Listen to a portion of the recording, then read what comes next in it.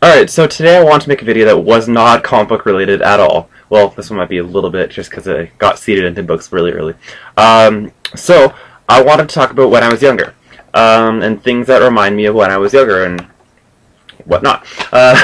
So last night I was at my friend's house, and her boyfriend, who's really kind of a cool kid, well, not kid, he's older than me, but we ended up talking about Mighty Morphin Power Rangers for a second, and instantly it took me back to sitting on my aunt's couch, because I had to sit, when I was at their place, I had to watch it because we didn't have it because we had Peasant Vision and we only had two channels, watching Power Rangers, and it just kind of took me back to that place.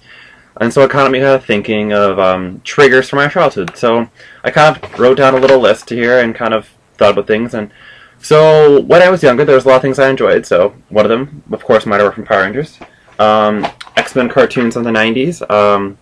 Marvel recently released them on DVD, so a little plug for there, Marvel and Disney.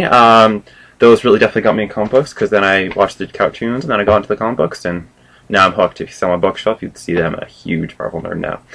I have a Winnie the Pooh that I've had since I was maybe 3 or 4 years old. He still kind of kicks around and hangs in my closet for now. Yeah, I have that. There's movies from my childhood that have definitely stick out. There's Mrs. Doubtfire, Robin Williams, and Jumanji, Robin Williams. There's a lot of other ones. Aladdin was a big one for me. I was really into that. There's another movie that scared the crap out of me as a child. One called Rock-a-Doodle, where there's these singing owls who were against these other owls, and it's like a whole big thing. But it scared the crap out of me when I was a kid because they were black and scary, and yeah, I want to share with you my first CDs: Sabrina the Teenage Witch soundtrack,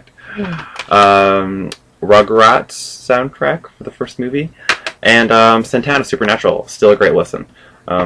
Truly hold the test of time, and that's why I won a lot of Grammys back in the day. So there's about probably the first CDs I got when I was maybe 8 or 9, I think. I also, when I was younger, I was into wrestling quite a bit, and my favorites were Jeff and Matt Hardy and Lita. I think I was a wrestling fan for drop something, 97 through 2005-ish, and I still kind of watch it casually and go on the internet every now and again to see what's new. Also got big into Archie Comics, which also kind of seeded my interest in like superhero comics these days. Also, in my seed of my comic book addiction, got into like cards. I always like have little rankings for them in my binder and stuff. So you see like some characters there and stuff. I'm a huge dork. A few other things. There's this book by this author that I always got at our book fairs in junior elementary school, called Help, I'm Trapped In series. Trapped in a vampire's body, supermodel's body, and Trapped in a movie star's body. There's also one that I liked called Trapped in a pro wrestler's body and stuff like that. That reminds me of my childhood is watching the hit list on YTV. That's how I got all my popular music when I was a kid. Family Channel shows, Lizzie McGuire Show, all of that, even Stevens. So a question to you on my Facebook page or my YouTube account, whichever this is going to go to. I think it's going to end up on both. But what triggers your memories of your childhood, and tell me about them and how that affected you. So peace out, guys, and talk to you soon.